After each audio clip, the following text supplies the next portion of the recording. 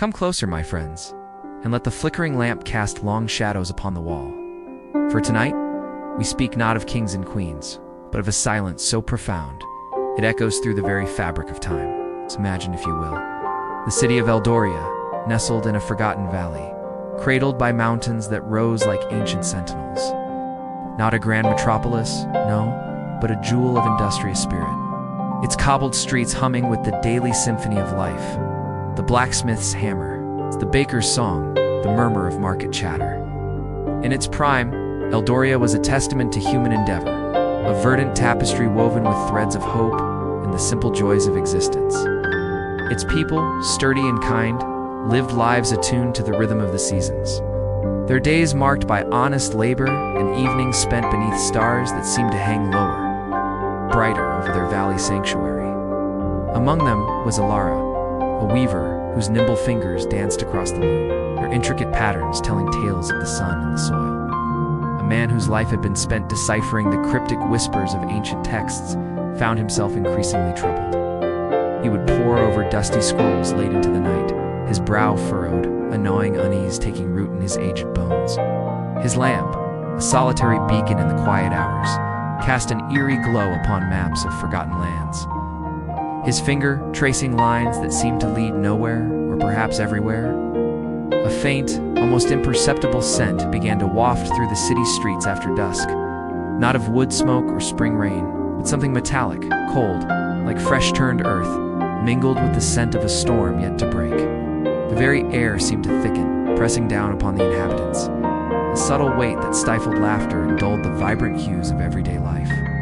Eldoria felt it too, a chill that seeped not from the cold stones of her home, but from an unseen source, creeping into her dreams, painting them with shadows she couldn't name. Cale, robust and grounded, found himself plagued by restless nights, a prickling sensation on his skin, as if unseen eyes watched from the encroaching darkness of the surrounding peaks.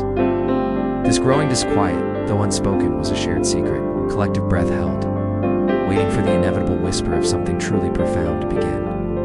The idyllic portrait of Eldoria, so vivid moments ago, was beginning to darken at the edges, brushstrokes of foreboding paint bleeding into its serene landscape.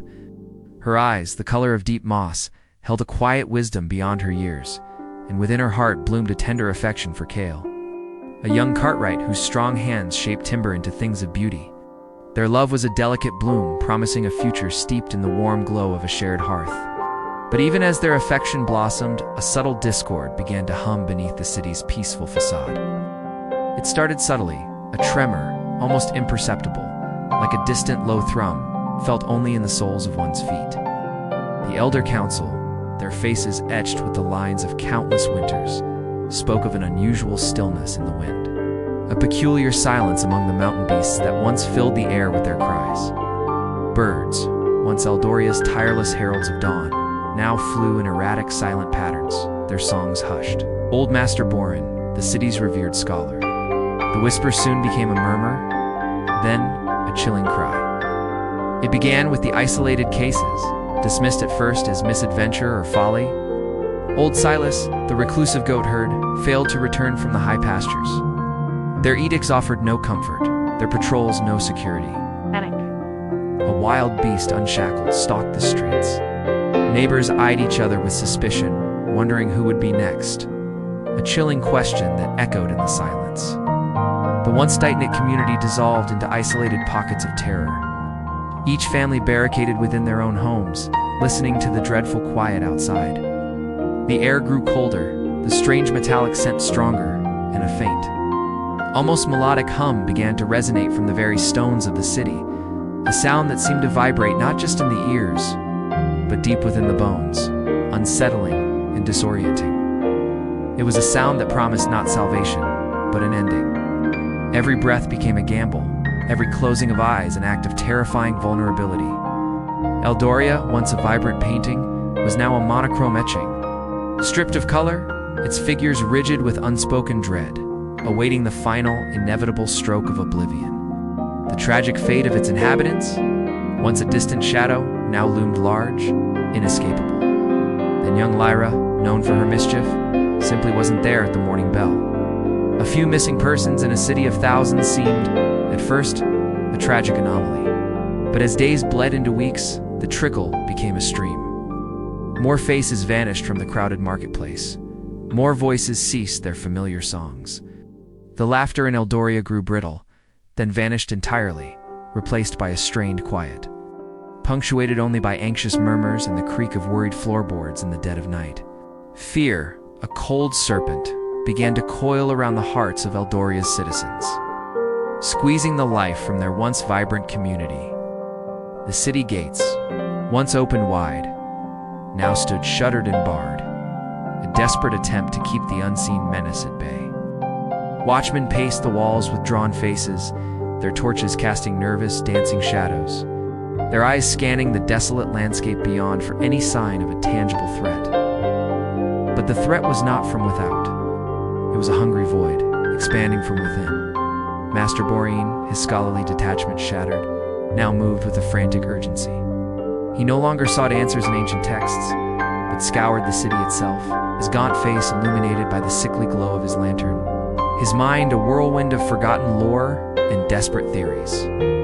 He found no signs of struggle, no forced entry, no footprints leading away from the abandoned homes, just emptiness. A half-eaten meal on a table, a child's toy lying abandoned in the street, a weaver's shuttle frozen mid-stitch on a loom. The silent tableau, frozen in time, spoke of lives interrupted not by violence, but by an inexplicable, instantaneous cessation. Elara and Kale clung to each other, their love once a beacon, now a fragile flame flickering in a gathering storm. Their small home became a fortress against the unknown, every creak of the floorboards, every rustle of leaves outside the window, a jolt to their already frayed nerves. Kale, once so resolute, found his hands trembling as he worked, his inner conflict a raging torrent. How could he protect his beloved from an enemy that left no trace, an enemy that seemed to steal the very air from their lungs? The city's leaders, once figures of unwavering authority, now seemed lost in a fog of impotent despair. The night it truly happened descended like a shroud woven from absolute blackness. No moon graced the sky, no stars pierced the suffocating velvet. A profound silence, deeper than any experience before, pressed upon Eldoria, broken only by the frantic pounding of hearts and the ragged breaths drawn in terror. They revealed a tableau of impossible desolation. The city stood, seemingly untouched by any cataclysm. Buildings were intact, roofs unmarred, streets still neatly cobbled. But Eldoria was empty. Utterly, unnervingly empty. The blacksmith's hammer lay beside the anvil untouched. Loaves of bread sat cooling on bakery racks. Clothes hung drying on lines, swaying gently in a breeze that carried no human sound. In Elara and Kel's small home, the candle, now a spent stub, was still upright. A half-finished weaving lay on the loom. The shuttle abandoned mid-pass, as if the weaver had simply stepped away for a moment, but no one returned. No footprints led away from the gates. No signs of struggle marred the dust of the roads. Expeditions were mounted, scholars dispatched. But the enigma of Eldoria remained impenetrable. The chilling discovery was not of death, but of absence, a terrifying removal, leaving behind only the haunting images of lives instantly suspended. To this day, the forgotten city stands, a ghost among the mountains, a silent monument to an unthinkable vanishing, forever shrouded in the impenetrable veil of the unknown. An enduring question whispered on the wind, where did everyone go, and will it ever happen again? Elara and Kale huddled together, their faces pale in the dim light of their last flickering candle, its flames struggling against the oppressive atmosphere. The strange hum which had grown steadily louder through the preceding days now vibrated through the very foundations of their home, a low, resonant thrum that seemed to penetrate bone and marrow. It wasn't a sound of earth or sky, but something alien, something that spoke of forces beyond human comprehension. Kale held Elara tight, his strength a mere illusion against the vast, encroaching unknown. He whispered reassurances that died on his lips. For his own eyes, wide with a terrible premonition, saw the faint, shimmering distortions in the air, like heat haze rising from an unseen fire, but cold, impossibly cold. Master Boren, in his study, was not huddling. He stood by his window, his aged hands pressed against the cold glass. His eyes fixed on the inexplicable shimmering that now permeated the entire cityscape. A faint, almost imperceptible light, not of flame or electricity, began to emanate from the very ground. A soft, pulsating glow that seemed to absorb all other light, leaving the darkness paradoxically more intense around it. He saw in those final moments not fear, but a strange, terrifying acceptance on the faces of the spectral figures caught in the light, their forms becoming indistinct, blurring into the shimmering air.